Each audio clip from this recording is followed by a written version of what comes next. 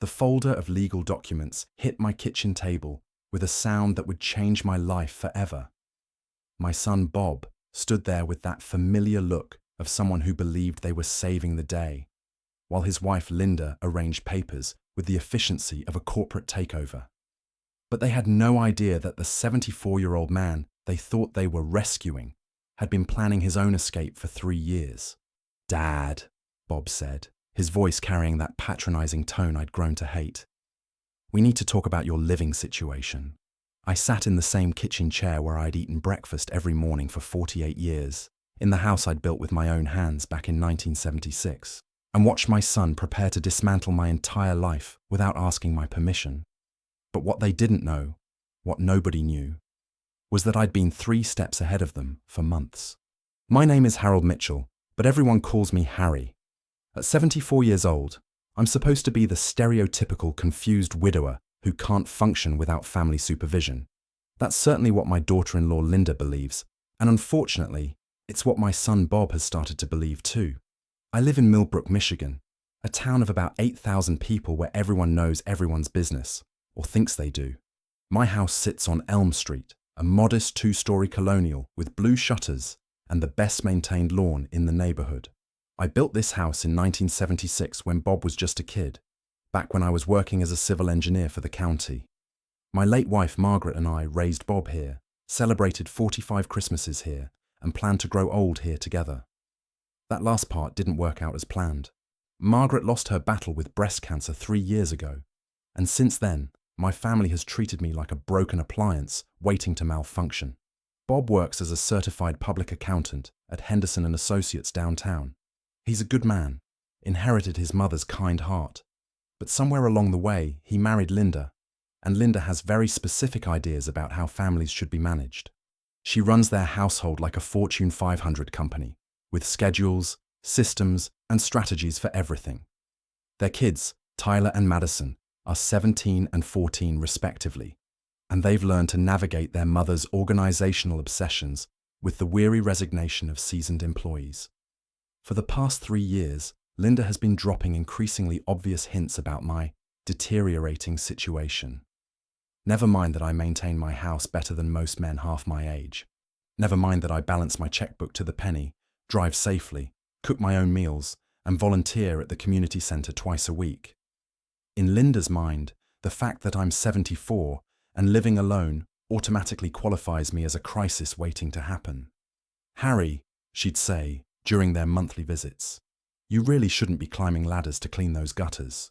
Or "Harry, are you sure you're taking your medications correctly?" Despite the fact that I only take a daily multivitamin and occasional ibuprofen for my arthritis. Bob, bless his heart, started echoing these concerns. "Dad, maybe it's time to think about your options," he'd suggest. Linda found this great assisted living place. What they didn't understand was that I wasn't deteriorating. I was planning. The morning they showed up with their folder of legal documents, I was in my garage workshop putting the finishing touches on a restored 1940s dining room set that would sell for $100 and $200 on the antique market. My workshop is my sanctuary, filled with tools I've collected over 5 decades and projects that keep my hands busy and my mind sharp. I've got a table saw that could cut through steel, a collection of hand planes that most craftsmen would kill for, and the patience to turn damaged furniture into family treasures. But Linda has never seen my workshop as anything more than a dangerous hobby for someone my age. I heard their car pull into my driveway at exactly 10:00 a.m. Linda is pathologically punctual, and I knew from the sound of both car doors slamming that this wasn't a social visit. Bob usually comes alone for our casual conversations. When Linda accompanies him, it means business. I washed the sawdust off my hands and walked through the house I knew every inch of, past the living room with Margaret's favorite reading chair still positioned by the window, past the kitchen where we'd shared morning coffee for decades, and opened the front door to find my son and daughter-in-law standing there with matching serious expressions. "Hi, Dad," Bob said, giving me a hug that felt more obligatory than affectionate. "We hope you don't mind us stopping by unannounced." "Of course not," I replied, though Linda's presence with a briefcase suggested this visit had been planned for weeks. Come in. Can I get you coffee?" This isn't a social visit, Harry, Linda announced, setting her briefcase on my coffee table with the authority of someone claiming territory. We need to have a serious family discussion. I settled into my recliner, the same one I'd been reading in for 15 years, and prepared myself for whatever intervention they'd orchestrated. Over the past year, Linda's concerns about my living situation had escalated from subtle suggestions to increasingly aggressive campaigns. "Dad," Bob began, and I could hear the speech he'd rehearsed. "We've been talking about your situation here, and we're worried about you living alone at your age." "My situation?" I asked calmly. "What situation is that?" Linda opened her briefcase and began arranging documents like a prosecutor preparing for trial. "Harry, you're 74 years old. You live alone in a house that's too big for one person. You insist on doing your own yard work, your own home maintenance, your own grocery shopping. What happens if you fall and break a hip? What happens if you have a medical emergency and there's no one here to help?" "I have neighbors," I pointed out. "I have friends. I have a medical alert system." "That's not enough," Linda continued, her voice taking on the authoritative tone she used with Tyler and Madison when they resisted her organizational schemes. "Bob and I have been discussing this extensively, and we've come up with a solution that will give everyone peace of mind." Bob reached into the folder and pulled out what looked like real estate documents. "Dad, we sold our house." I felt my eyebrows rise. This was news to me. "You sold your house? When?" "Last month," Linda said. "We've been looking at larger properties, something that would accommodate our growing family and provide appropriate space for an elderly family member." The phrase, elderly family member, hung in the air like smoke from a house fire. "We found the perfect place," Bob continued, his enthusiasm sounding forced. "It's a beautiful colonial on 5 acres, with a separate in-law suite that's completely self-contained but connected to the main house. You'd have your own entrance, your own kitchenette, your own bathroom, but you'd be close enough that we could keep an eye on you." "Keep an eye on me," I repeated slowly. "For safety purposes," Linda clarified, pulling out floor plans and photographs. "The suite is lovely, Harry. It has a nice view of the garden, plenty of natural light, and it's all on one level so you won't have to worry about stairs." I studied the photographs of what looked like a very nice apartment designed for someone who was expected to spend their remaining years quietly fading away. "What about my house?" I asked. "This house? Well, that's part of the plan," Bob said, exchanging glances with Linda. "We'd need to sell this place to help finance the new property. The real estate market is excellent right now, and Linda has already spoken with a realtor about the potential value." I felt something cold settle in my stomach. They'd been planning this for months, making decisions about my life, my home, my future, without involving me in any of the conversations. "Let me understand this," I said carefully. "You've sold your house, bought a new house with a space for me, spoken with a realtor about selling my house, and made plans for my future living arrangements, all without asking me what I wanted." "We wanted to have a complete plan before we presented it to you," Linda said. "We know how overwhelming these kinds of decisions can be for someone your age." "Someone my age," I repeated. "Dad," Bob said, leaning forward with the earnest expression he'd inherited from Margaret. "We love you, and we want to make sure you're safe and cared for. Living alone at 74 just isn't practical anymore." "Says who?" "Says common sense," Linda interjected. "Harry, you're in denial about the realities of aging. What happens when your eyesight starts to go? What happens when your reflexes slow down and driving becomes dangerous? What happens when you can't maintain this big house anymore? What happens when I want to make my own decisions about my own life?" I asked. Linda's expression shifted to the patient look she reserved for particularly difficult situations. "Harry, we understand that change is hard, especially at your age. But sometimes family has to step in and make difficult decisions for everyone's benefit." That's when Bob delivered the line that changed everything. "Dad, we've already decided that you're going to live with us. The paperwork is drawn up, we've scheduled the movers for next week, and Linda has already started planning your daily routine. This isn't really a discussion, it's an announcement." The silence that followed was deafening. I sat in my recliner, looking at these two people who thought they had the right to plan my entire future without my consent, and I realized it was time to show them exactly how wrong they were about the elderly family member they thought they understood. I stood up slowly, deliberately, and walked to my desk in the corner of the living room. From the bottom drawer, I pulled out a folder that I'd been preparing for this exact moment. "Since we're sharing family announcements," I said, returning to my chair with my own collection of documents, "I have some news of my own." Bob and Linda looked puzzled as I opened my folder and began arranging papers on the coffee table next to theirs. "3 years ago, when your mother died, you both assumed I'd fall apart without her," I began. "You assumed I'd become helpless, confused, unable to manage my own affairs. You started treating me like an invalid waiting to happen." I pulled out the first document, a property deed. "What you didn't know is that I've been planning my own future for quite some time. This house? I sold it 6 months ago to a young military family for $20,000 under market value. They reminded me of your mother and me when we were starting out." Bob's face went pale. "You sold the house? But we're living here. The buyers were kind enough to let me lease it back until I was ready to move," I continued, pulling out more documents. "Which happens to be tomorrow morning." Linda was staring at the papers in shock. "Harry, what are you talking about? You can't just sell your house without telling us." "I can, and I did," I replied calmly. "Just like you can apparently sell your house and buy a new one without telling me." I pulled out a bank statement and set it on the table. Bob's eyes widened as he saw the balance.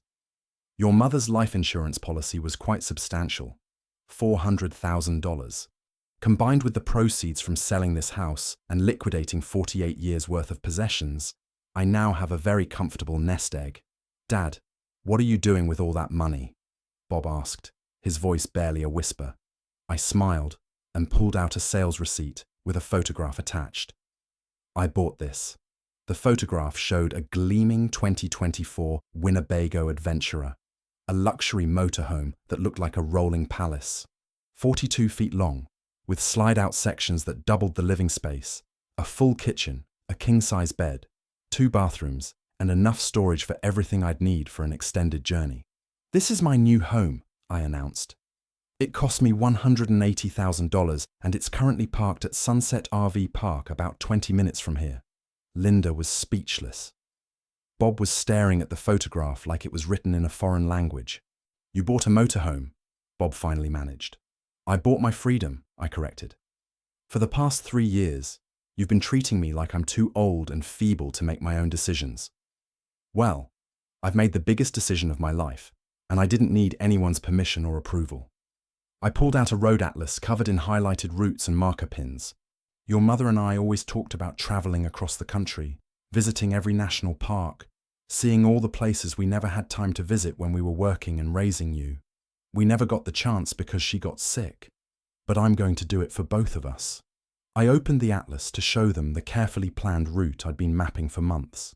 "I'm starting with Yellowstone next week, then Grand Teton, then down to Zion and Bryce Canyon. From there, I'll head to the Grand Canyon, then east to Great Smoky Mountains, then up to Acadia in Maine. I've got 2 years' worth of adventures planned, maybe more if I decide to explore Alaska and the Pacific Northwest." "Dad, you can't be serious," Bob said. "You're talking about living in a motorhome at your age. What about your health? What about emergencies? What about my life?" I interrupted. "What about the fact that I'm 74 years old and I've earned the right to spend my remaining years doing what makes me happy, instead of sitting in your in-law suite waiting to die?" Linda finally found her voice. "Harry, this is insane. You're having some kind of crisis. 74-year-old men don't just buy motorhomes and drive around the country like teenagers." "This 74-year-old man does," I replied. "And I'm not having a crisis. I'm having an adventure." I pulled out one final document, a notarized letter. "This is a statement of my mental competency, signed by my doctor, my lawyer, and witnessed by 2 independent parties. It explicitly states that I am of sound mind and body, fully capable of making my own decisions, and under no duress or influence from outside parties." Bob was shaking his head. "Dad, we're trying to take care of you. We're trying to make sure you're safe." "No," I said firmly. "You're trying to control me. There's a difference. Taking care of me would involve asking what I want, what would make me happy, what my plans and dreams are. Controlling me involves making decisions for me and then presenting them as accomplished facts. I stood up and began putting my documents back in the folder. I leave tomorrow morning at 8 a.m. I've arranged for a cleaning service to prepare the house for the new owners, and I've donated everything I'm not taking with me to various charities around town. What about us? Linda asked, her voice rising. What about your family? What about your grandchildren? What about them? I countered. I'll have a cell phone. I'll have email. I'll visit when I want to visit and call when I want to call. The difference is that I'll be doing it from places I've always wanted to see instead of from an in-law suite where I'm treated like a burden. You're being selfish, Linda declared. This is the most irresponsible thing I've ever heard. What happens when you get sick? What happens when you can't drive anymore? What happens when you need help? Then I'll figure it out, I said. Just like I figured out how to build this house, how to raise a son, how to have a 45-year marriage, and how to survive losing the love of my life. I'll figure it out because that's what adults do. They solve their own problems. Bob was staring at the floor, clearly struggling with emotions he couldn't quite name. Dad, I don't understand. We thought you'd be happy to have family nearby, to be involved in Tyler and Madison's lives, to have people looking out for you. Son, I said gently, I love you, and I love Tyler and Madison. But love doesn't mean surrendering your independence and letting other people make your major life decisions. Love means supporting each other's choices, even when those choices aren't what you expected or wanted. I walked to the window and looked out at the street where I'd lived for nearly half a century. I've been a son, a husband, a father, an engineer, a community volunteer, and for the last 3 years, a widower learning to live alone. Now I want to be a traveller, an adventurer, a man who sees the country he helped build with his engineering work. Linda was furious. Harry, this is a midlife crisis, except you're not middle-aged, you're elderly. This is dangerous and irresponsible. You know what's dangerous and irresponsible? I asked, turning back to face them. Assuming that people become incompetent the moment they reach a certain age. Assuming that family love gives you the right to make decisions for other adults. Assuming that safety is more important than living. I picked up my folder and walked toward the door. I'm going to finish packing. You're welcome to say goodbye tomorrow morning before I leave, but this conversation is over. My mind is made up, my plans are set, and my new life starts in 18 hours. Bob stood up, desperation in his voice. Dad, please don't do this. We can work something out. We can modify the plans, give you more independence. The time for compromise was 6 months ago, when you could have asked me what I wanted instead of deciding what I needed, I replied. Now it's too late. I've moved on. As they gathered their papers and prepared to leave, Linda made one final attempt. Harry, what are we supposed to tell people?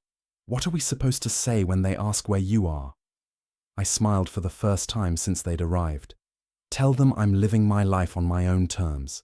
Tell them I'm seeing the country I helped build. Tell them I'm proving that 74 is too young to give up on adventure. After they left, I stood in my empty living room, surrounded by boxes and memories, and felt something I hadn't experienced in 3 years. Pure excitement about the future. That evening, I drove to Sunset RV Park to spend my last night in the motorhome that would be my home for the next adventure of my life. The Winnebago was everything the salesman had promised, and more. Comfortable, well-equipped, and ready for whatever the road might bring. I called my neighbour Frank, who'd been in on my plan from the beginning. They took it about as well as you expected, he said with a chuckle when I told him about the confrontation. Better, actually, I replied. Linda was speechless for almost 5 minutes. I didn't think that was possible. You know they're going to follow up, right? They're not going to just let you drive away. Let me? I laughed. Frank, I haven't asked anyone's permission to do anything since I was 18 years old. I'm not starting now. The next morning, I was loading the last of my essentials into the motorhome when Bob's car pulled into the RV park. He got out alone. Linda was nowhere to be seen. Dad, he said, walking over to where I was securing a toolbox in one of the exterior storage compartments. I came to apologize. I straightened up. and looked at my son. For what? For assuming you couldn't take care of yourself, for making plans without asking you, for treating you like you were incompetent just because Mum died and you were living alone. I could see that he meant it.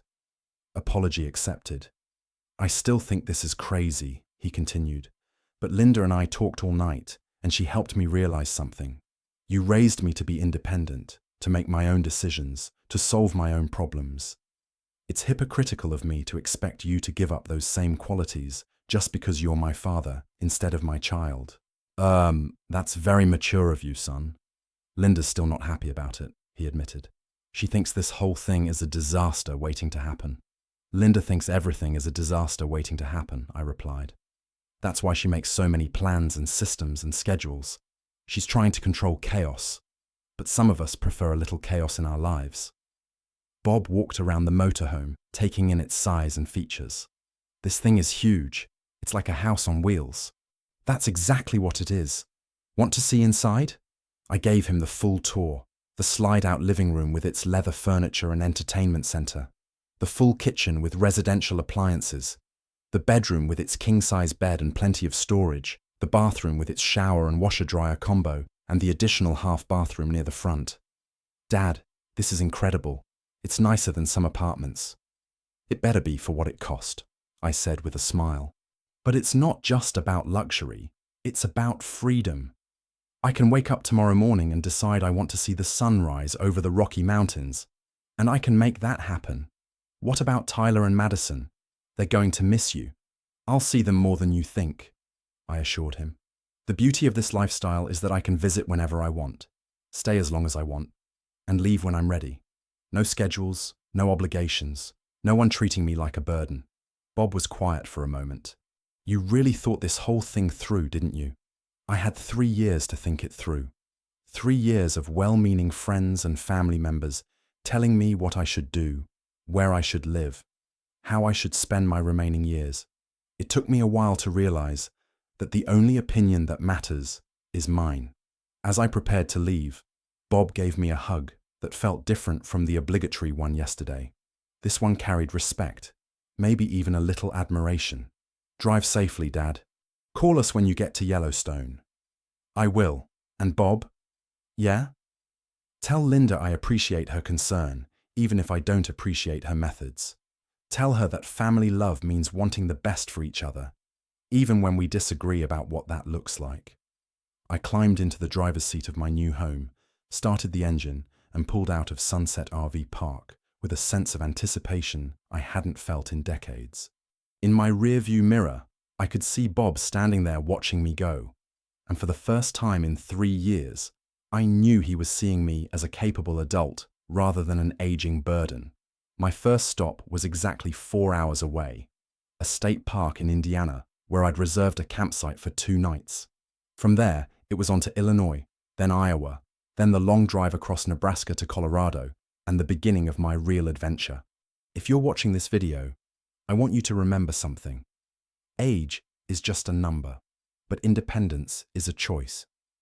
Don't let anyone, family, friends, or society convince you that reaching a certain birthday means giving up your right to make your own decisions about your own life. I'm Harry Mitchell. I'm 74 years old, and I'm living proof that the best adventures can start at any age.